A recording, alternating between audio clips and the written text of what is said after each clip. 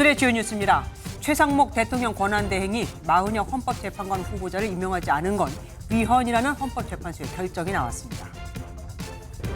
헌법재판소는 또 선관위에 대한 감사원의 직무 감찰이 선관위의 독립성을 침해한 것으로 위헌이라고 판단했습니다. 이재명 더불어민주당 대표가 임종석 전 대통령 비서실장을 만나 당내 통합을 강조했습니다. 권영세 국민의힘 비대위원장은 이명박 전 대통령에게 조언을 들었습니다. 명태균 특검법이 야당 주도로 국회 본회의를 통과했습니다. 국민의힘에서는 김상호 의원만 찬성표를 던졌습니다.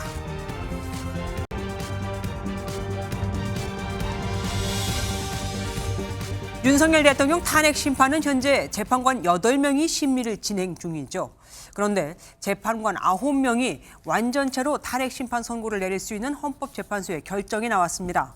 최상목 대통령 권한대행이 마은혁 헌법재판관 후보자를 임명하지 않은 게 위헌이라는 헌재의 선고가 나왔거든요. 헌법재판소 만장일치 의견으로 국회의 권한이 침해됐다며 마 후보자를 임명해야 한다고 판단을 한 겁니다. 보수 성향 3명의 재판관이 별개의 의견을 냈지만 이 판단에는 영향을 주지 못했죠. 이렇게 되면 경우의 수가 좀 많아지게 되는데 하나하나 살펴봐 드리겠습니다. 먼저 이혁재 기자가 보도합니다. 헌법재판소는 재판관 전원일치 의견으로 최상목 대통령 권한대행이 마은혁 헌법재판관 후보를 임명하지 않은 건 위헌이라고 판단했습니다. 헌법에 의하여 부여된 청구인의 헌법재판소 재판관 선출을 통한 헌법재판소 구성권을 침해한 것이다. 우원식 국회의장이 최대행을 상대로 청구한 권한쟁의 심판에서 일부 인용 결정이 나온 겁니다. 헌재는 최대행에게 법률을 위반한 하자가 없는 이상 재판관으로 임명할 헌법상 의무를 부담한다고 봤습니다. 헌재는 여야 합의가 필요했다는 최대행 측 주장도 받아들이지 않았습니다. 다만 최대행 측이 주장한 권한쟁의 심판 청구가 본회의 의결을 거치지 않았다는 쟁점에서는 별도의 의견이 나왔습니다. 조한창 재판관 등 3명은 심판 청구에 대한 본회의 의결이 필요했다는 입장을 밝히면서도 지난 14일 본회의에서 통과된 마 후보 임명 촉구 결의안이 절차적 흠결을 보정했다고 설명했습니다. 헌재가 마 후보가 재판관 지위에 있음을 확인하고 재판관을 즉시 임명해야 한다는 청구는 각하했습니다. 선고 결과를 두고 국회 측과 최대행 측의 반응은 엇갈렸습니다. 이런 후속 절차를 권한대행께서도 신속하게 밟아주시기를 기대하고 있습니다. 상당히 논쟁의 대상이 될 수 있는 문제가 아닌가. 헌재의 선고가 나온 만큼 최대행이 마 후보 임명을 언제 할 것인지 그 시점에 관심이 쏠립니다. MBN 뉴스 이혁재입니다. 다시 공은 최상목 권한대행에게 넘어왔습니다. 최 대행 측은 헌재의 결정을 존중한다는 원론적 입장을 재차 밝혔지만 헌재가 즉시 마 후보자를 임명하도록 결정해달라는 국회 측 주장은 각하를 한 만큼 당장 임명할 것 같지는 않습니다. 아무래도 정무적 판단이 필요하기 때문이겠죠. 어쨌든 이젠 임명 시기가 관건이 됐습니다. 추진희 기자입니다. 최상목 권한대행은 마은혁 헌법재판관 후보자 임명과 관련해 줄곧 원론적인 입장이었습니다. 그 부분에 대해서는 헌법재판소의 결정을 존중한다는 입장입니다만 아직 결정이 없기 때문에 제가 예단해서 말씀드렸습니다. 존중을 한다라고 하셨습니다. 최 대행 측은 MBN과의 통화에서 헌재의 결정을 존중한다고 반복하면서도 결정문을 잘 살펴볼 것이라고 밝혔습니다. 다만 즉각 임명할지 여부에 대해선 특별한 입장을 내놓지 않았습니다. 헌재의 사법적인 판단이 나온 만큼 존중의 의미로 임명은 하겠지만 임명 시기는 조금 더 고심하겠다는 취지로 해석됩니다.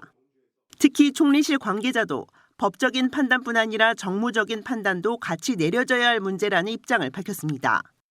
헌재 결정문의 취지를 분석할 뿐 아니라 여러 의견을 수렴하는 절차가 필요하다는 의미입니다. 또 한덕수 총리 탄핵안이 기각돼 복귀할 가능성이 있다는 점에서 한 총리의 복귀 시점까지 임명을 보류할 가능성이 있다는 분석도 나옵니다. MBN 뉴스 주진입니다. 더불어민주당은 헌재의 위헌 판결이 나오기가 무섭게 마은혁 후보자 임명을 보류했던 최상목 대통령 권한대행을 비난했습니다. 당장 마 후보자를 임명해야 한다면서요. 하지만 선고만 남겨둔 윤 대통령 탄핵 심판에 마 후보자가 참여하는 건 원치 않을 겁니다. 그만큼 선고 시기가 더 지연이 될 테니까요. 정태훈 기자가 보도합니다. 민주당은 헌법재판소 판결 직후 마은혁 후보자를 임명하지 않은 최상목 대통령 권한대행의 사과부터 요구했습니다. 최상목 대행은 국회 권한을 침해하고 헌법을 헌법에 반하는 행위를 한 것에 대해 즉각 국민께 사죄하고 국회의 결정을 멋대로 재단하고 무시했던 최권한대행 체제에 대한 경종이라며 헌법재판소의 결정을 겸허히 수용하라고 압박했습니다. 이번 권한쟁의 심판을 냈던 우원식 국회의장도 조속한 헌재 정상화를 요구했습니다. 국회가 선출한 헌법재판관을 대통령 권한대행이 임명하지 않는 것은 국회 권한을 침해하는 것이라는 사실이 확인되었습니다. 대통령 권한대행은 임명 절차를 조속히 진행하여 헌법재판소 구인체제의 복원을 다만 마 후보자 임명과 윤석열 대통령 탄핵 심판은 별개라는 입장입니다. 선고만 남겨둔 재판에 마 후보자가 새로 참여할 경우 재판이 지연될 수 있기 때문인데 앞서 민주당은 공판 절차 갱신을 예외로 하는 법조항을 강조하기도 했습니다. 이용우 민주당 법률위원장도 MBN에 변론 갱신이나 재개 없이 기존 8명 재판관으로 선고가 가능하다고 설명했습니다. 헌법재판소 평의 과정이 본격화된 가운데 헌재 정상화와 조속한 탄핵 심판 결론을 요구하는 민주당의 목소리는 더 커질 것으로 보입니다. MBN 뉴스 정태용입니다. 같은 판결을 두고 국민의힘은 다른 점을 강조했습니다. 헌재가 최상목 대통령 권한대행이 마은혁 후보자를 즉시 임명토록 결정해달라는 국회 측 주장을 헌법상 근거가 없다고 각하한 점. 그러니까 최 권한대행의 임명 시기나 방법 등은 강제하지 않은 걸 파고들었거든요. 곧바로 최 권한대행이 마 후보자를 임명해서는 절대 안 된다고 압박했는데 이유가 뭘까요? 여당 입장은 정태진 기자가 취재했습니다. 헌법재판소 선고 직후 국민의힘은 매우 유감이라며 최상목 권한대행을 향해 마은혁 후보자를 임명해선 안 된다고 압박했습니다. 헌재가 최 권한대행의 마은혁 후보자 즉시 임명을 강제하지 않았다는 점을 강조했습니다. 최상목 권한대행에게 임명을 강제할 수 없다는 결론을 내렸기 때문에 조만간에 또 우리 한덕수 대행이 복귀할 겁니다. 그때까지 이 결정을 해서는 안 된다는 것을. 마 후보자가 임명되지 않아야 윤 대통령 탄핵 기각에 유리하다는 판단이 깔린 겁니다. 국민의힘 관계자는 마 후보자가 임명되면 헌재와 민주당이 꼼수를 부려 윤 대통령 탄핵 심판에 어떻게든 참여시킬 것이라 내다봤습니다. 민주당이 단독으로 추천한 그 재판관에 대해서는 그 임명이 되면 안 된다고 생각을 합니다. 여야가 합의한 후보를 임명하는 게 맞다 그렇게 보여집니다. 그런 대임 동의하시죠? 의원께서 말씀을 주시니까요. 유념하겠습니다. 윤 대통령 측도 결국 대통령 탄핵 심판 의결 정족수 확보를 위한 헌재의 하명 결정이자 꼼수라고 반발했습니다. MBN 뉴스 정태진입니다. 헌법재판소가 마은혁 재판관 후보자를 임명한다는 판단을 내놓으면서 윤석열 대통령 탄핵 심판 선고에 과연 어떤 영향을 미칠지도 궁금합니다. 법조팀 현조 기자와 여러 경우의 수 알아보겠습니다. 어서 오십시오. 헌재가 마은혁 재판관과 관련해 일부 인용이라는 결론을 내놨습니다. 이게 정확하게 무슨 뜻입니까? 네, 우원식 국회의장이 국회를 대표해서 청구한 권한쟁의 심판의 내용은 크게 두 가지였습니다. 하나는 마은혁 후보자를 임명하지 않은 행위가 위헌적이냐, 다른 하나는 실질적인 임명권이 국회에 있으니 마 후보자가 이미 헌법재판관으로서의 지위가 있느냐입니다. 일부 인용 결정은 전자에 대해서만 판단을 한 거고 후자는 헌재가 결정할 수 있는 범위가 아니라며 각하한 겁니다. 쉽게 말하면 후보자를 임명하지 않은 건 위헌이다, 임명하는 게 맞다 이렇게 얘기를 하면서도 최상목 대통령 권한대행에게 지금 당장 임명해라 이런 결정은 헌법과 법률상 근거가 없어 못한다는 겁니다. 어쨌든 그러면 마은혁 후보자가 지금 당장 임명이 돼도 이상할 게 없는 일인 겁니다. 그럼 합류를 하게 되면 윤 대통령 탄핵 심판은 어떻게 되는 겁니까? 네, 마 후보자가 윤 대통령 탄핵 심판 의사결정 과정에 참여를 한다고 하면 선고가 상당히 늦어질 수가 있습니다. 탄핵 심판은 지난 25일 이미 최종 변론이 끝나고 평의 단계로 넘어간 상태죠. 마 후보자가 합류하려면 이 끝난 변론을 다시 시작하고 갱신 절차라는 걸 거쳐야 합니다. 네. 새로 임명된 재판관이 과거 변론을 확인하고 심리에 참여를 해야 결정도 할 수 있기 때문이죠. 네. 그렇게 되면 정확히 예상하기는 어렵지만 최소 3주 정도는 더 시간이 걸린다는 게 헌법학자들의 설명입니다. 지금 말씀하신 변론 재개하고 갱신 이거 꼭 해야 하는 겁니까? 그런 건 아니라는 해석도 있습니다. 네. 헌법재판은 형사소송법을 준용하는데 선고만을 남겨놓고 있는 경우 갱신을 할 필요가 없다 이렇게 규정이 돼 있습니다. 재판관 구인 체제가 되긴 하지만 마 후보자는 빼고 평의를 한 뒤 선고한다는 거죠. 마 후보자가 회피를 하는 게 제일 좋은, 보기 좋은 시나리오다는 말도 있습니다. 회피, 이게 가능한 겁니까? 네, 그렇습니다. 회피는 스스로 재판에서 빠지겠다고 요청을 하는 겁니다. 마 후보자가 회피를 요청하고 이게 받아들여진다면 구인 체제지만 결정은 재판관 8명이 하게 됩니다. 헌재가 탄핵 심판 결론을 빨리 내기 위해 서두르고 있는 상황이죠. 네네. 한 헌법학자는 헌재가 재판을 더 미루지는 않을 것이다. 마 후보자가 스스로 회피하지 않겠냐 이렇게 설명했습니다. 탄핵 심판 선고 시점에 영향을 줄 수 있을 만한 다른 변수가 또 있습니까? 네, 헌재가 만장일치로 결론을 내려면 재판관들이 의견일치를 이루는데 시간이 좀 걸릴 수가 있습니다. 탄핵 심판을 두고 정치권과 여론이 상당히 분열이 돼 있는데 이게 심화되는 걸 막기 위해서라도 재판관 전원 일치로 선고를 내릴 가능성이 높습니다. 재판관들 사이에서 의견이 갈릴 수 있기 때문에 설득과 합의, 조율하는데 시간이 더 걸릴 수 있는 겁니다. 2017년 박근혜 전 대통령 탄핵 심판 때는 재판관들의 의견이 갈렸다가 전원일치로 의견을 모으기 위해 평의가 계속됐던 걸로 알려졌습니다. 네. 하지만 일각에서는 꼭 만장일치로 결론을 내려야 하는 건 아닌 만큼 재판관 각자 의견으로 선고가 날 수도 있다, 이런 시각도 있습니다. 헌재에서 지금 다른 탄핵 심판도 많이 진행이 되고 있잖아요. 이런 것들의 결론도 혹시 대통령 탄핵 심판 선고에 영향을 미치진 않겠습니까? 네, 현재 한덕수 국무총리와 이창수 서울중앙지검장 그리고 최재 감사원장 등의 탄핵 심판도 진행이 되고 있죠. 이들에 대한 탄핵 심판이 인용되든 기각이 되든 윤 대통령의 파면 여부와 직접적인 관련은 없습니다. 다만 이들 탄핵 심판도 이미 변론을 마치고 결정문 작성 같은 이 평의 절차가 진행이 되고 있기 때문에 동시에 진행되고 있는 윤 대통령 탄핵 심판에 간접적으로는 영향을 줄 수도 있는 상황입니다. 예, 현지호 기자 수고하셨습니다. 연일 비명계 인사들과 식사 정치를 이어가는 이재명 더불어민주당 대표가 오늘은 임종석 전 대통령 비서실장과 만났습니다. 임 전 실장은 지난 총선에서 서울 중구 성동을에 출마하려고 했다가 꺾이며 비명 행사의 대명사로 꼽히기도 했었죠. 화기애애한 분위기 속에 만났지만 이재명을 넘기 위해 노력하는 분들을 지지할 생각이다라는 말에 미묘한 긴장감도 오갔습니다. 강영호 기자입니다. 이재명 민주당 대표와 임종석 전 대통령 비서실장이 손을 맞잡고 인사를 나눕니다. 술 한잔 사시라니까. 술 한잔 해야 되는데. 지난 총선에서 컷오프된 임 전 실장은 줄곧 이 대표 체제를 비판해왔는데 두 사람은 오랜만의 만남에서 정권 교체의 필요성에 공감하고 원팀을 강조했습니다.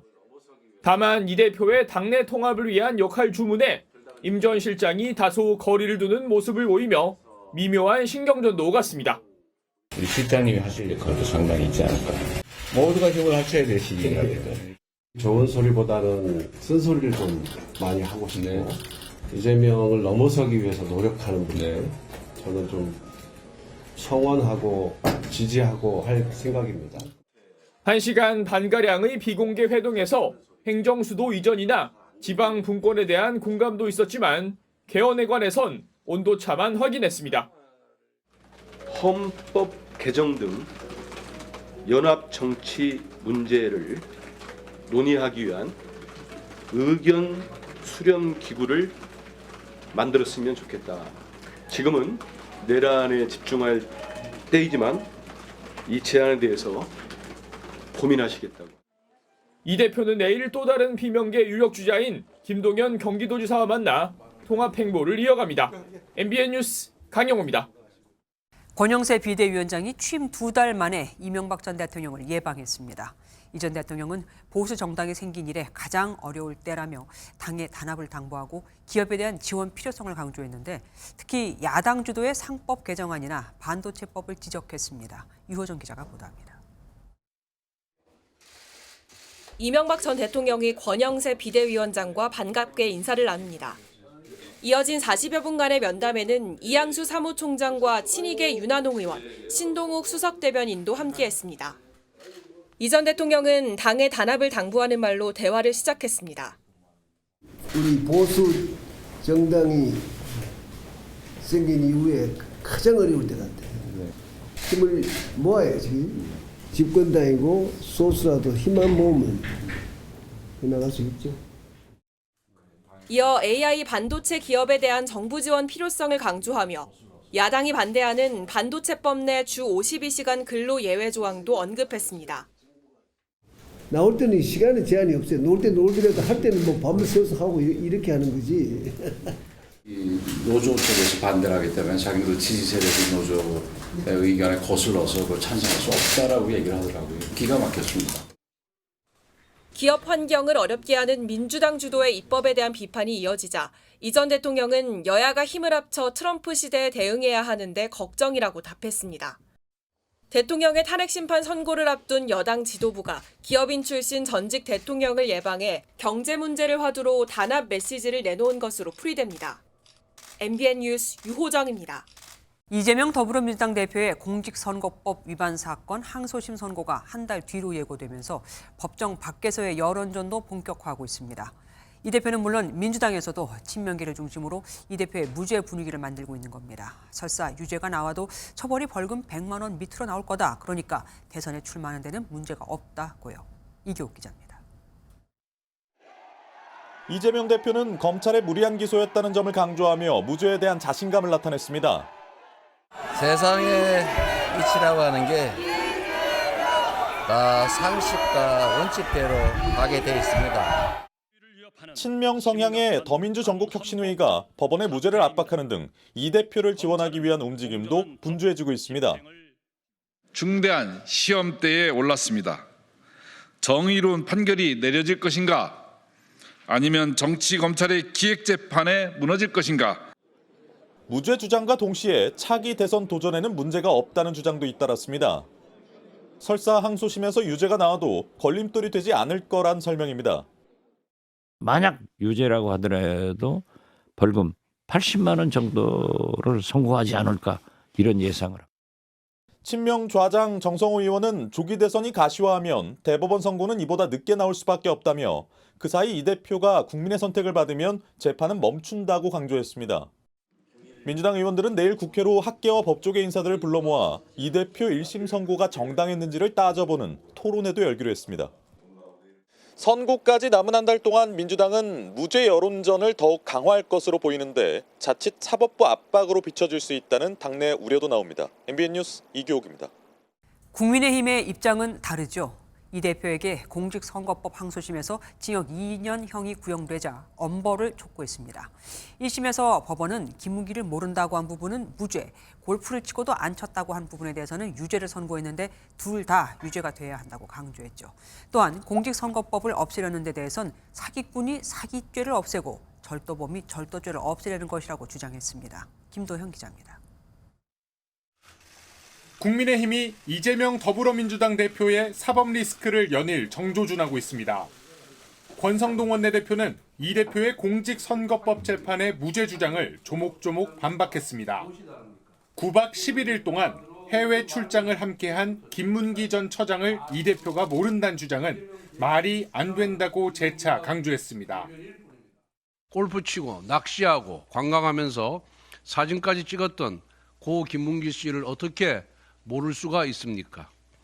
차라리 대학 시절 고시반에서 함께 공부한 저 권성동도 모르는 사람이라고 하십시오. 백현동 부지 관련 국토부 협박이 있었다는 발언도 이제 와서 이 대표가 표현이 과했다며 말을 바꿨다고 지적했습니다. 그러면서 이 대표가 조기 대선을 노린 노골적 재판 지연 전략을 쓴다고 주장했습니다. 대법원 확정 판결이 5월 안에 나오는 것은 형사소송법 절차 때문에 불가능하다라고 피력하며 대권에 나서겠다는 야욕을 8개 사건 12개 혐의로 5곳의 재판부에서 재판을 받는 이 대표의 정치 노선은 좌클릭도 우클릭도 아닌 좌클릭일 뿐이라고 강조했습니다. MBN 뉴스 김도형입니다. 이재명 대표 사법 리스크의 또 다른 쟁점은 현재 진행되고 있는 이 대표 관련 재판이 이 대표가 대통령에 당선될 경우에는 어떻게 되는가 하는 겁니다. 이 대표는 얼마 전 재판이 중지된다는 게 다수설이라고 했고 국민의힘은 가짜뉴스라며 반박했었는데 최근 국회 입법조사처가 이와 관련한 조사를 진행한 것으로 확인이 됐습니다. 그리고 8년 전에도 비슷한 건으로 조사가 있었던 것으로 확인됐습니다. 각각 어떤 결론이 나왔을까요? 최동희 기자가 단독 보도합니다. 이재명 민주당 대표는 현재 항소심이 진행 중인 자신의 선거법 재판에 대해 이렇게 말했습니다. 소는 기소를 말하고 추는 소송 수행을 말하는 것이어서 어쨌든 정지된다는 게 다수설이죠. 국민의힘은 즉각 가짜뉴스라고 규정하며 강도 높게 비판했습니다.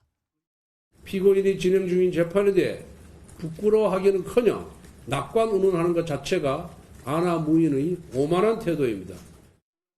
대통령의 불소추 특권이 담긴 헌법 84조. 쟁점은 대통령 당선 전에 기소된 경우는 어떻게 볼 거냐에 있습니다. 이런 가운데 국회 입법조사처에 관련 조사가 있었던 것으로 확인됐습니다.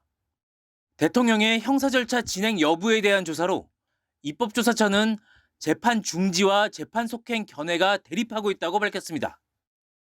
결론을 유보하는 대신 재판부 심리를 통해 결정할 수밖에 없다는 헌법재판소 견해를 덧붙였습니다. 이 같은 논란 이번이 처음이 아닙니다. 지난 2017년 19대 대선 당시 홍준표 자유한국당 후보 정치자금법 위반 혐의로 1심 유죄, 2심 무죄를 받아 비슷한 논란이 있었습니다. 당시엔 재판이 진행된다는 전제로 당선 이후 금고 이상의 유죄가 확정되면 대통령직을 유지하기 어려울 수 있다는 입장이었던 것으로 확인됐습니다. 입법조사처는 다양한 학계 의견을 조사한 차원이었고 앞선 조사의 경우 재판 진행 여부가 아닌 재판 결과에 대한 입장이었다고 밝혔습니다. MBN 뉴스 최동입니다. 국회팀 표선우 기자와 뉴스 추적 이어가겠습니다. 어서 오십시오. 표 기자, 단도직입적으로 물어볼게요. 민주당 안에 혹시 이재명 대표 이 사법 리스크에 대한 불안감은 없던가요? 취재를 해보면요. 아직까지 흔들림이 없습니다. 네. 그동안 이 대표 측은 한결같이 2심 무죄를 좀 확신해 왔습니다. 그랬죠. 법리적으로 유죄가 나올 수가 없다고요. 이 대표 오늘도 방송 인터뷰를 이어갔는데요. 항소심이 1심과 비슷하게 나올 리 없다며 의연한 모습 보였습니다. 2심이 만약에 이제 1심이랑 비슷하게 나오면 저는 그럴 리가 없다고 봐요. 그래서 이렇게 자신감을 뒷받침하듯이 같이 무죄를 향한 여론전을 계속하고 있는 겁니다. 네, 특히 친명계를 중심으로 좀 화력이 집중되고 있습니다. 친명 최대 조직 더민주 전국혁신회의, 전국 릴레이 기자회견을 예고했습니다. 이 전국을 돌면서 이 대표의 재판이 정치검찰의 기획재판이라는 점을 강조한다는 계획입니다. 이 대표 측은 뭐 자신 있는 모습이지만 반대로 이 대권을 노리는 비명계 주자들한테는 2심 선고가 자신들한테는 좀 분위기 반전의 기회가 될 수도 있지 않을까요? 네, 아직 윤 대통령 탄핵 선고 날짜가 나오지 않았지만 또 3월 중순으로 가정을 하고 이 조기 대선이 실시된다고 가정을 해볼 때 이 대표의 항소심 선고와 민주당 대선 경선이 좀 겹칠 가능성이 큽니다. 만약 1심과 같은 결과가 나오면 후보 자질 논란 등 혼란이 불가피하다는 의견이 벌써부터 나옵니다. 이재명 대표 본인이나 민주당으로서는 정말 2중 3중으로 혼란스러운 상황인 건 뭐 어쩔 수 없고요. 그 정치적으로도 논란이 상당히 이제 있지 않을까. 비명계 잠룡들의 보폭도 차차 넓어지고 있는데요. 김동연 경기지사 오늘 공식적으로는 대구를 첫 방문해서 새로운 제7공화국 시작을 호소했습니다. 대권 후보들의 필수 코스죠. 서문시장도 찾아서 존재감을 드러냈습니다. 만약입니다. 2심 선고에서 이재명 대표에게 선거권, 그러니까 피선거권 박탈형이 나온다면 이 야권 주자의 판도 혹시 흔들리진 않을까요? 예, 가정을 좀 전제로 한 내용이라 저희도 취재가 좀 수월하지는 않은데요. 민주당 내 의원들한테 물어보면요. 종합 재판 결과와 상관없이 이 대표의 대세론 이어질 것으로 보입니다.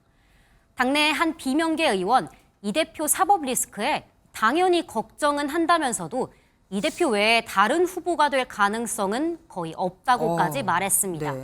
그러면서 유력 대선 후보의 피선거권 박탈을 다루는 선고에 법원이 정치적 부담을 질 수 있을지 의문이라고도 덧붙였습니다. 그래서 이 대표가 이렇게 자신 있게 대선을 염두에 둔 듯한 정책을 계속해서 내놓고 있는 거군요.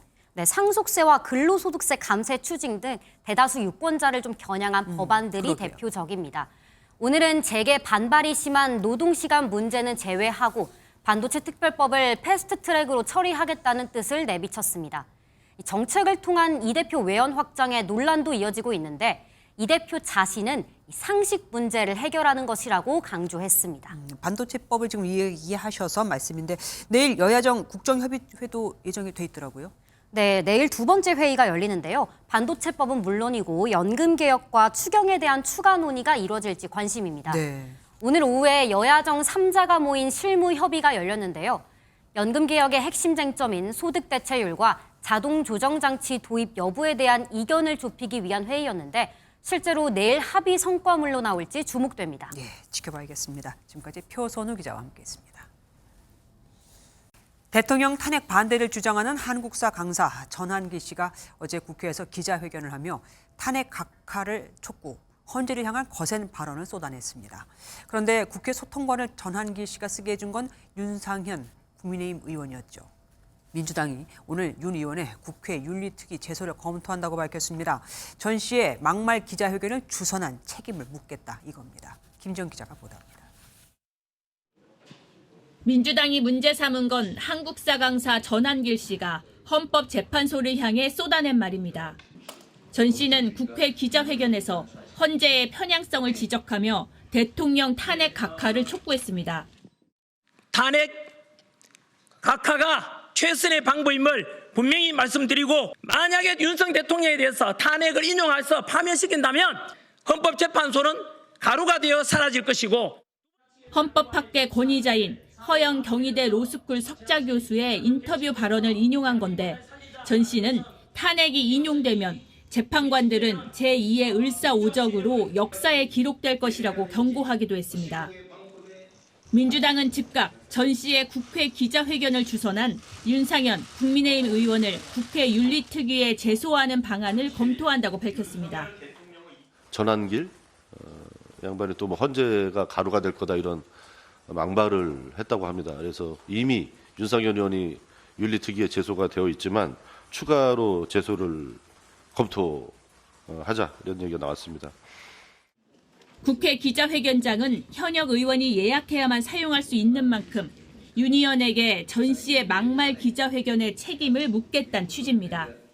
민주당은 지난달 윤 의원이 지지자들을 향해 서부지법 담을 넘은 17명이 훈방될 것이라고 발언한 것이 사태를 키웠다며 국회에 제명안을 제출한 바 있습니다. MBN 뉴스 김지영입니다. 윤석열 대통령 부부의 공천 개입 의혹 등을 수사하기 위한 명태균 특검법이 야당 주도로 국회 본회의를 통과했습니다. 국민의힘은 명태균 특검법은 국민의힘 수사특별법이라고 반발하고 있죠. 관련된 모든 사람을 수사할 수 있게 돼 있으니까요. 최정목 대통령 권한대행에게 거부권 행사를 건의하기로 했습니다. 전정인 기자입니다. 말씀드리겠습니다. 재석 274인 중 찬성 182인, 반대 91인, 기권 1인으로서 가결되었음을 선포합니다. 더불어민주당 등 야당이 추진했던 명태균 특검법이 국회 본회의를 통과했습니다. 국민의힘은 부결 당론을 정하고 반대표를 던졌지만 과반 의석을 차지한 야당의 찬성으로 통과를 막진 못했습니다. 특검을 거부하는 자 범인이다 이렇게 생각하는데 동의하십니까? 대통령이 공천에 개입했습니다. 국민의힘 수사특별법입니다. 민주당 산하에 국민의힘을 집중 수사할 특별수사본부를 직속기구로 두겠다는 것입니다. 부결 당론에도 김상우 국민의힘 의원은 홀로 찬성표를 던졌습니다. 명태균 관련된 리스크가 아마도 있게 될 우리 조기 대선에서 우리 당에 계속해서 큰 리스크로 작용할 거라는 생각을 했습니다. 국민의힘은 최상목 대통령 권한대행에게 명태균 특검법에 대한 제2요구권 행사를 건의할 방침입니다. 한편 여야 입장 차이가 컸던 상법 개정안은 본회의 상정이 보류됐습니다. MBN 뉴스 전정인입니다. 안 그래도 취업이 어려운데 남들은 오로지 연줄로 채용이 됐다고 하면 좌절감은 배가 되겠죠. 그런데 이렇게 특혜 채용을 하는 곳에서 오히려 더 큰 소리를 칩니다. 우린 가족회사라며 믿을 만한 사람을 뽑기 위해서 친인척을 채용하는 전통이 있다고요. 공정과 중립을 최우선 가치로 삼아야 할 중앙선거관리위원회 얘기입니다. 선관위에서 벌어진 각양각색의 채용 비리, 김세희 기자가 보도합니다. 중앙선거관리위원회와 인천선거관리위원회는 중앙선거위 전 사무총장 A씨의 자녀 채용을 위해 불필요한 경력 채용을 진행했습니다. 이미 인천 선관위가 경력 채용을 희망하지 않는다고 밝혔지만 인원을 추가로 배정한 겁니다. 심지어 면접을 보는 위원 전원을 A씨와 근무한 적 있는 사람들로 구성해 채용 조건을 유리하게 만들었습니다. 전남 선관위의 B 과장의 경우 경력 채용 면접 시험에서 평가표를 조작했습니다. 면접 시험 외부 위원들에게는 빈 평가표에 서명만 하고 응시자 순위를 별도로 내라고 요청하고 나서 외부 위원이 귀가하자 빈 평가표를 새로 작성했습니다. 이렇게 감사원의 감사 결과 선관위의 경력 채용 291회 중 878건의 규정 위반이 적발됐습니다. 인사 관련 법령과 기준을 느슨하고 허술하게 마련했고 가족 채용 등을 알면서 안이하게 대응했습니다. 감사 과정에서 담당자들은 선관위를 가족회사라고 지칭하거나 과거 경력직 채용을 할 때 믿을 만한 사람을 뽑기 위해 친인척을 채용하는 전통이 있었다는 상식밖의 답을 내놨습니다. 감사원은 채용 비리에 연루된 선거관리위원회 전현직 직원 32명에 대해 선관위에 징계를 요구하거나 비위 내용을 통보했다고 밝혔습니다. MBN 뉴스 김세희입니다. 이처럼 중앙선거관리위원회에 채용 비리 의혹이 잇따라 드러나는 이 상황에서 헌법재판소가 감사원이 선관위를 감찰하는 건 위헌이고 위법하다는 판단을 내놨습니다. 대통령 소속으로 돼 있는 감사원이 선관위를 감찰하면 대통령 등의 입김이 들어갈 수 있다. 그러니까 선관위의 공정성, 중립성에 영향을 미칠 수 있다고 본 겁니다. 수사기관이 수사는 할 수 있지만 간판의 감사는 받으면 안 된다. 이겁니다. 노하린 기자가 보도합니다. 지난 2023년 5월 감사원은 선관위의 자녀 특혜 채용 의혹이 불거지자 직무감찰에 나섰습니다. 선관위는 강하게 반발하며 선관위에 대한 직무감찰이 위헌 위법한지를 다투는 권한쟁의 심판을 헌법재판소에 청구했습니다. 헌재는 오늘 재판관 만장일치로 감사원의 직무감찰이 위헌이라는 결정을 내렸습니다. 선거관리위원회 채용 등 인력관리 실태에 관한 직무감찰은 헌법 및 선거관리위원회법에 의하여 부여받은 청구인의 독립적인 업무 수행에 관한 권한을 침해한 것이다. 쟁점은 감사원이 선관위를 직무감찰할 권한이 있는지였는데 헌재는 권한이 없다고 판단했습니다. 헌재는 대통령 소속기관인 감사원이 선관위에 대해 직무감찰을 한다면 선거관리의 공정성과 중립성에 대한 국민 신뢰가 훼손될 수 있다고 설명했습니다. 또 감사원의 직무감찰권은 행정부 내부의 통제장치라며 정부와 독립된 헌법기관인 국회, 법원, 헌법재판소는 물론 선관위도 감사 대상에 포함되지 않는다고 강조했습니다. 다만 헌재는 직무감찰 대상에서 배제된다는 게 부패 행위에 대한 성역의 인정으로 호도되어서는 안 된다고 당부했습니다. 감사원은 감사원법의 입법 취지와 그동안의 감사 관행 등을 비춰볼 때 납득하기 어렵다면서도 헌재의 결정을 존중하겠다고 밝혔습니다. 감사원은 헌법재판소의 판결문 내용과 취지를 검토한 뒤 향후 선관위에 대한 감사 범위와 대상을 정립해 나가겠다고 밝혔습니다. MBN 뉴스 노하린입니다. 트럼프 미국 대통령 2기 들어 열린 첫 강요 회의에 참석 대상도 아닌 일론 머스크 정부 효율부 수장이 자리했습니다. 모자에 티셔츠 차림으로 말이죠. 뿐만 아니라 부통령도 제치고 제일 먼저 발언권을 얻었는데 트럼프 대통령은 머스크에게 불만 있는 사람은 나가라며 또 그를 두둔했습니다. 김태희 기자입니다. 도널드 트럼프 대통령이기 첫 내각회의의 주인공은 일론 머스크 정부효율부 수장이었습니다. 참석 대상인 강요가 아닌데도 머스크는 미국을 위대하게라는 트럼프 유세 모자를 쓰고 기술 지원이라는 티셔츠를 입고 거리낌 없이 등장했습니다. 트럼프 대통령은 뼈 있는 농담으로 머스크에게 힘을 실어줬고 강요들은 어색한 웃음을 지었습니다. Is anybody unhappy with Elon? If you are, well, throw him out of here. 더 나아가 엄청난 성공을 거둔 남자와 함께하게 돼 영광이라며 머스크에게 첫 발언권을 줬습니다.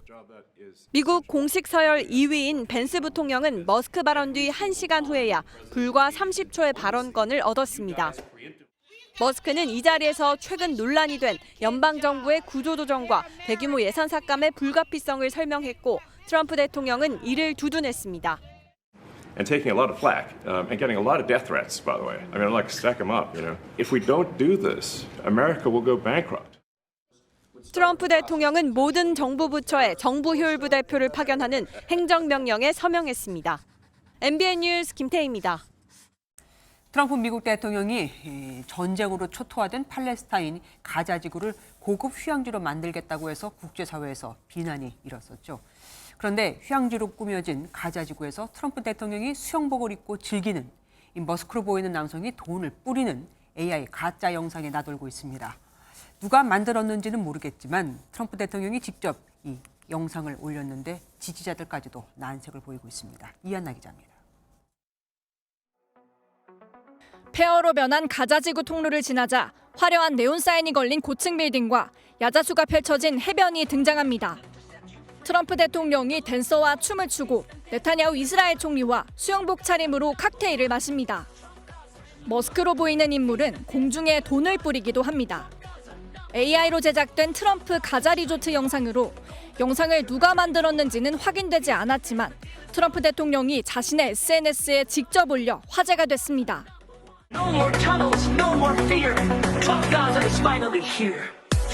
CNN 등 외신은 기괴하고 웃을 일이 아니라는 반응을 보였습니다. The video is bizarre, some would say outright offensive. 현직 대통령의 파격적 행보에 지지자들마저 트럼프가 아픈 것 같다, 신이 용서하지 않을 것이라며 강도 높게 비난했습니다. 하마스를 비롯한 가자지구 주민들 역시 수치스러운 영상이라며 분노하고 있다고 뉴욕타임스는 전했습니다.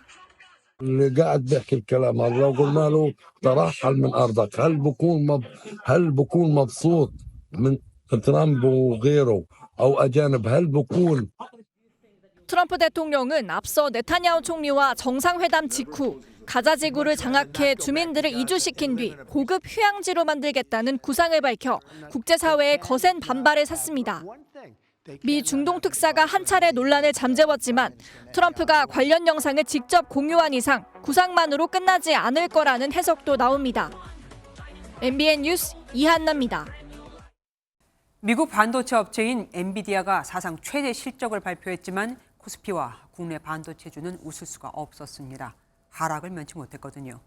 미국 증시는 올라가도 코스피는 떨어지기만 하니 투자자들 이 미국 증시 주식으로 더 쏠리게 생겼습니다. 김태형 기자입니다. 엔비디아가 발표한 지난해 4분기 실적은 393억 3천만 달러, 우리 돈 약 56조 원으로 월가 예상치를 뛰어넘었습니다.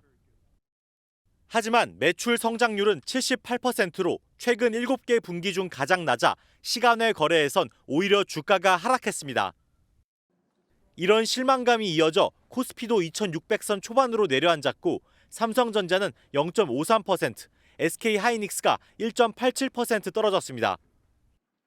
엔비디아 주식이 수익성에 대한 어떤 우려 때문에 약세를 보였고 이 부분이 국내 반도체 주식에도 부정적인 영향을 미쳤다라고 볼 수 있을 것 같고요.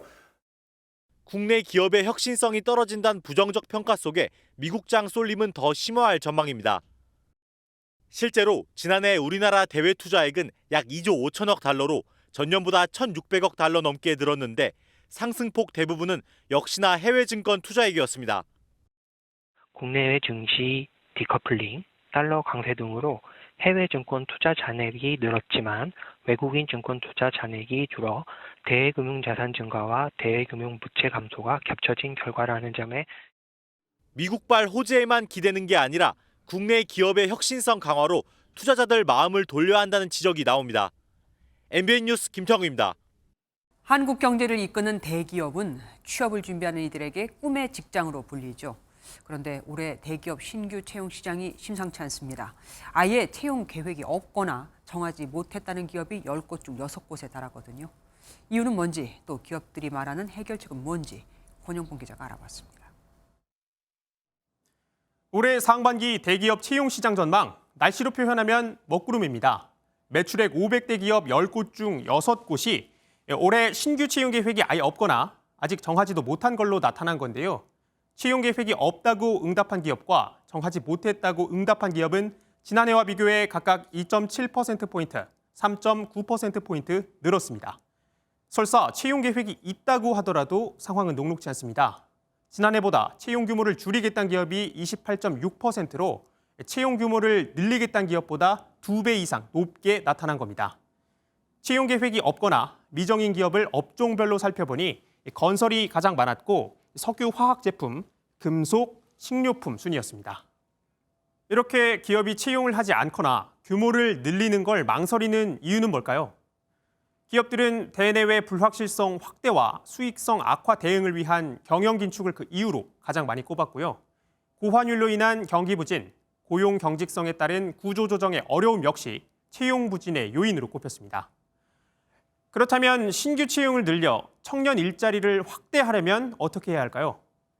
기업들은 규제를 완화해 투자와 고용 확대를 유도하는 걸 가장 원하고 있었습니다. 고용 증가 기업 인센티브 확대와 고용 경직성 해소 등도 현실적인 해결책으로 꼽힙니다. 이번 조사를 진행한 한국경제인협회에선 고용 여력을 넓히는 세제 지원이 시급하다는 걸 강조했습니다. MBN 뉴스 권용범입니다. 기다리던 봄이 온 걸까요? 아침까지는 영하권 날씨에 아직 겨울인가 했지만 기온이 크게 올라 한낮엔 완연한 봄 날씨였거든요. 하지만 아직 겨울옷을 넣으시면 안 됩니다. 3일절 뒤에는 꽃샘추위가 찾아오면서 강원 영동에 폭설이 쏟아지는 등 또 한동안 추울 거라고 합니다. 김민수 기자가 보도합니다. 따뜻한 햇살 아래 입고 있던 외투를 들고 있는 시민들이 곳곳에 보입니다. 출근길만 하더라도 하나같이 두껍게 껴입었지만 반나절 사이 옷차림이 눈에 띄게 가벼워졌습니다. 완전 봄 같아요. 날씨가 너무 따뜻해져가지고 오늘 패딩 입고 나온 걸 좀 후회하고 있습니다. 기온이 점차 오르면서 서울의 낮 기온은 14도 이상을 기록해 아침보다 16도 넘게 차이가 났습니다. 대구 신천 둔치에는 홍매화가 피기 시작해 다가오는 봄을 재촉했습니다. 겨울인데 봄 같아요. 날씨가 너무 빨리 더위가 와가지고 더위가 왔다 해야 되겠어. 전남 진도군 서거차도 19.2도를 비롯해 남부지방을 중심으로는 낮 기온이 16도 안팎을 기록하는 등 아침과 낮의 기온차가 컸습니다. 이동성 고기압이 중국에서 동진하면서 한반도 남쪽에 자리 잡아 습하고 따뜻한 남풍이 불어온 영향입니다. 3일절 다음 날부터는 북쪽에 차가운 고기압이 강화되면서 꽃샘추위가 찾아옵니다. 3일절 연휴에 전국적으로 비 또는 눈이 내리겠고 2일 밤부터 기온이 떨어지며 중부지방을 중심으로 눈이 내리겠습니다. 차갑고 습한 동풍이 부딪히는 강원 영동을 중심으로는 50cm 이상 폭설이 쏟아질 것으로 보입니다. 기상청은 이번 꽃샘추위가 다음 한 주간 계속되다가 주말쯤 가서야 평년 기온을 점차 회복할 것으로 내다봤습니다. MBN 뉴스 김민수입니다. 힘들게 준비한 대입. 그런데 학교 측 실수로 허무하게 응시 기회를 날리게 된다면 그 심정이 어떨까요? 한 사립대학의 부실 입학 관리로 일어난 일인데 그럼에도 학교 측은 책임을 학생에게 돌리고 있었습니다. 안병수 기자가 취재했습니다. 재작년 한 공과대학에 지원해 예비번호 3번을 받았지만 결국 고배를 마신 한 수험생. 재수 끝에 이번에는 수능 성적까지 올려 다시 문을 두드렸지만 결과는 다름 아닌 실격이었습니다. 1년 새 지원 자격이 달라졌는지 급히 알아봤는데 그대로였습니다. 애한테는 정말 되게 간절한, 그러니까 막 학교도 한번 막 갔다 오고 되게 가고 싶어 했던 공대였어요. 24년 입시에서 이걸 지원했고 그래서 별로 의심 없이 15년에 똑같이 지원했어요. 학교 측은 실격이 맞다며 재작년에 예비번호 발급은 전산 오류로 발생한 일이라고 해명했습니다. 이 학생이 지원한 특성화고 전형은 고교에서 특정 과목을 30시간 이상 들어야 응시할 수 있는데 20시간만 들었는데도 실수로 예비 합격을 줬다는 겁니다. 전산 오류가 발생해가지고 시스템상으로 40단위로 이식된 걸로 잘못 이렇게 체크가 될 수 있잖아요. 학교 측은 이 사실을 학부모의 항의에 못 이겨 뒤늦게 파악하고도 학생에게 책임을 돌렸습니다. 모든 피해를 저희가 다 받을 수는 없으니 자격 요건에 대해서 확인하셔야 되는 거는 학생분의 책임도 있는 거거든요. 이번 사태의 구제 방안은 물론 현재로서는 보상 계획도 없다는 학교 측. 입시철의 절대 갑이면서도 매번 부실 행정의 책임은 외면하는 대학 당국의 자성이 절실합니다. 교육부는 해당 학교 입시에서 비슷한 피해자가 더 있었는지 조사에 착수할 예정입니다. MBN 뉴스 안병수입니다. 자동차가 보행자를 치는 사고 중 14%는 후진 중일 때 일어납니다. 이를 막기 위해 보행자를 감지하면 바로 차량을 멈추게 하는 후방 충돌 방지 장치라는 게 있는데 비쌉니다. 그러니 신차 구입 때 옵션에서 외면받는 경우가 많죠.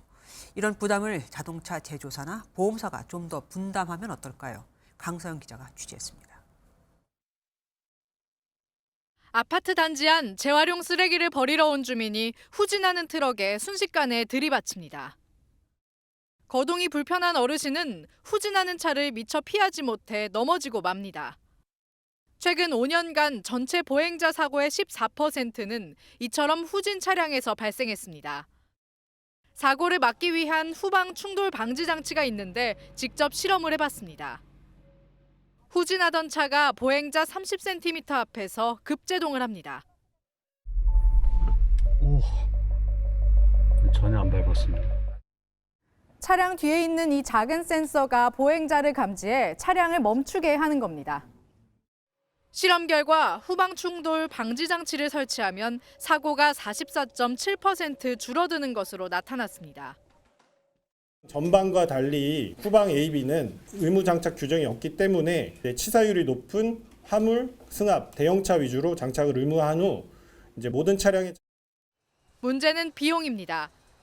신차 선택 시 옵션에 들어가 있지만 가격이 100만 원대여서 설치율은 고작 2.4%에 불과합니다. 필요하다면은 사야 된다는 생각은 있지만 이 가격이 많이 증가하게 된다면은 다시 한번 고민해 볼 것 같습니다.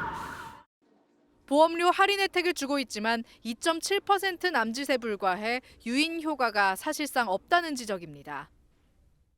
이에 따라 정부나 보험사가 좀 더 적극적으로 비용 분담을 해야 한다는 목소리가 높습니다. 사고율이 줄어들면서 보험사에 어느 정도 수익을 줄 수 있다라면은 그중에 일부를 할인해 줄 수 있는. 아울러 이미 출고된 차량은 장치 부착이 쉽지 않은 만큼 이에 대한 대책도 마련돼야 한다는 지적입니다. MBN 뉴스 강서영입니다. 서울 잠실과 대치 등에서 토지거래 허가 구역이 해제된 이후 그 여파가 심상치 않습니다. 강남은 물론 마용성까지 아파트값이 1억 원에서 2억 원씩 뛰고 서울 외곽도 금매가 소진되고 있거든요. 이 여파로 가계 대출까지 급증하는 움직임이 일고 있고요. 정부가 1억 원 미만 대출도 소득 수준을 심사하는 등 선제 조치에 나서기로 했습니다. 고정수 기자입니다. 서울 성동구의 한 아파트 단지입니다. 전용 면적 59제곱미터가 이번 달 초까지 14억 원 선에 거래됐지만 강남권 토지 거래 허가제가 해제된 후론 15억 원대에 팔리고 있습니다. 분위기는 좋다. 그래도 많이 문의는 들어오니까. 근데 실제로 거래나 좀 지켜봐야 됩니다. 노원 등 외곽에서도 금매가 소진되고 있고 잠실 등에선 한 달 만에 최대 4억 원이 넘게 오르는 등 과열 조짐까지 보이고 있습니다. 서울 아파트 값이 전주 대비 큰 폭으로 뛰었고 상승세는 강남권을 넘어 이른바 마용성 지역까지 확대되는 분위기입니다. 이런 여파로 가계 대출이 급등할 조짐을 보이자 정부는 선제 대응 방침을 밝혔습니다.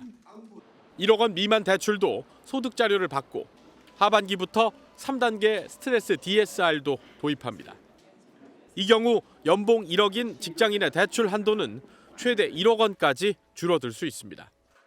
갭 투자를 막기 위해 전액을 담보해주던 전세자금 대출의 보증 비율도 일괄적으로 90%로 낮춥니다. 여전히 이제 많은 기대들은 하반기에 이제 그 추가적인 어떤 금리의 향배, 그다음 여전히 그 강세를 보이는 수도권의 어떤 그런 측면, 이런 측면을 저희는 굉장히 그 긴장감을 가지고 보고 있기 때문에. 강화된 가계부채 관리에도 기준금리 인하까지 겹쳐 부동산 상승 분위기는 서울 전역으로 점차 퍼져나갈 것으로 예상됩니다. MBN 뉴스 고정수입니다.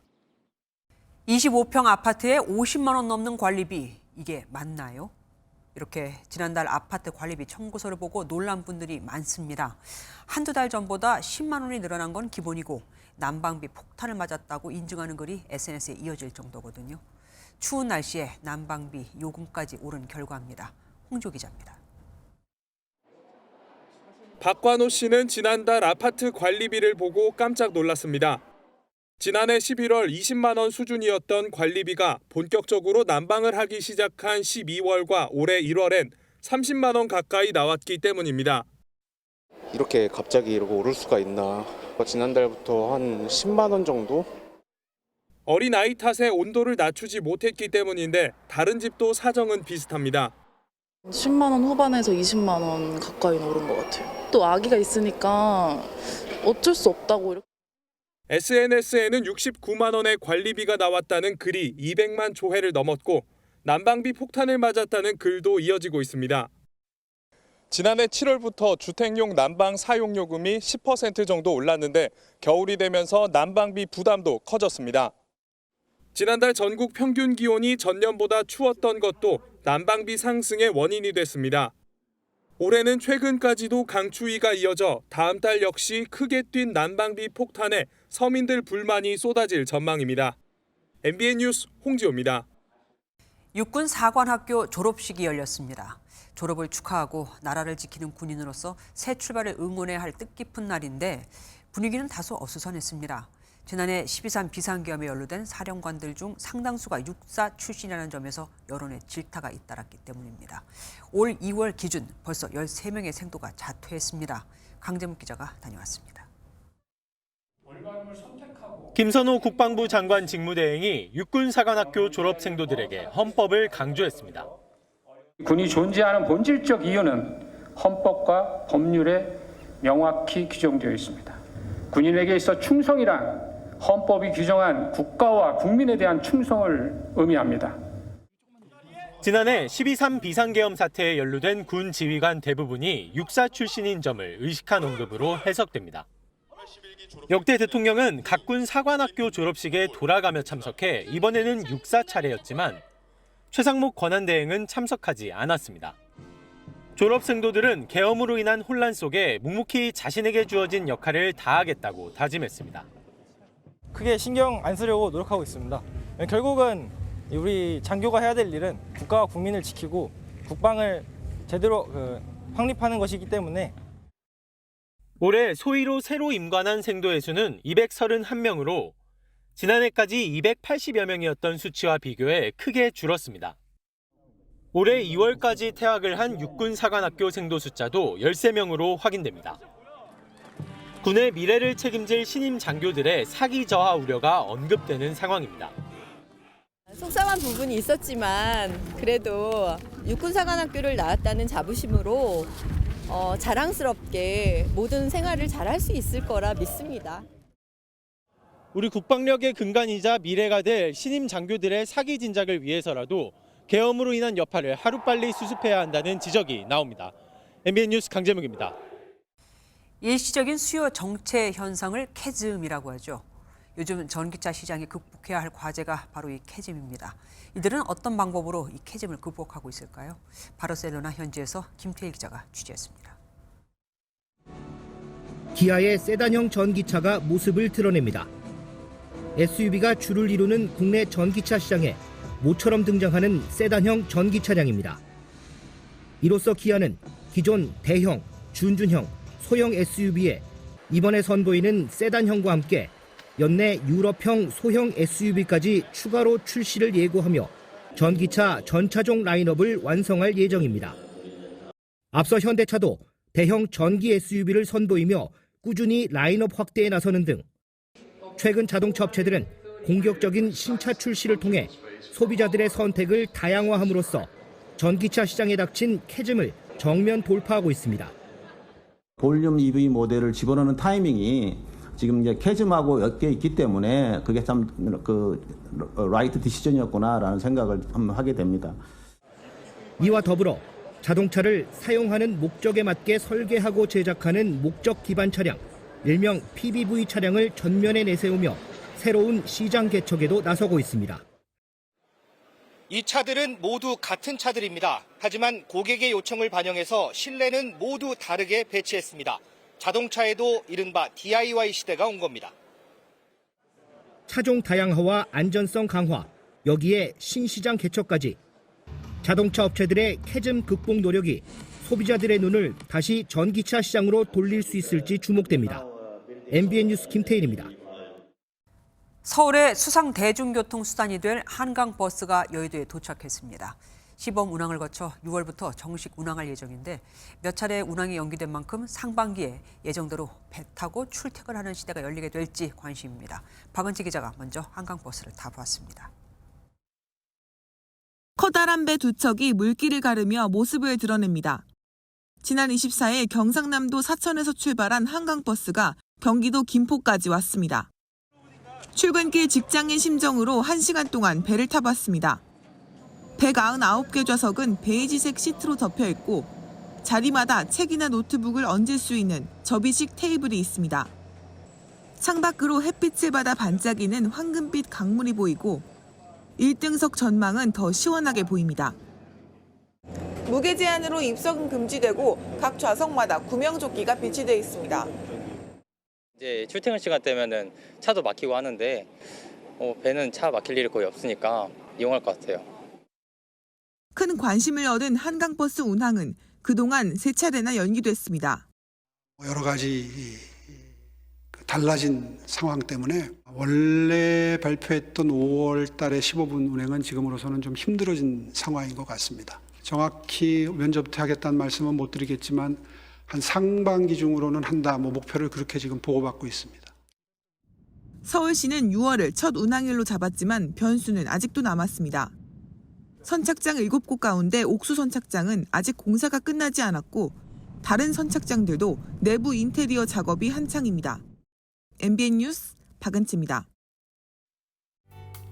따뜻한 남서풍이 불어들면서 성큼 봄이 온 듯 포근합니다. 내일도 한낮에는 서울이 12도, 남부지방은 15도를 웃돌아서 3월 중하순처럼 봄 기운이 가득할 텐데요. 내륙 지역은 일교차가 크게 벌어지겠습니다.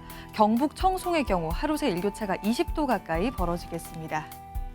내일 다시 국외 미세먼지가 더해지면서 중부지방을 중심으로 초미세먼지 농도 나쁨 수준 예상됩니다. 건조특보도 여전합니다. 동해안으로는 건조경보가 내려져 있고 산불 위기경보 주의 단계가 내려져 있습니다. 다만 이 건조함을 달래줄 비 소식이 있습니다. 내일 오전까지 제주도에 5에서 10, 호남 지방에 5mm 미만이 되겠고요. 이 비는 3일절인 모레 차츰 전국으로 확대되겠습니다. 자세한 지역별 내일 기온 보시면 중부지방 낮 기온은 서울과 춘천이 12도까지 오르겠습니다. 남부지방은 광주가 15도, 대구 17도까지 올라서 따뜻하겠습니다.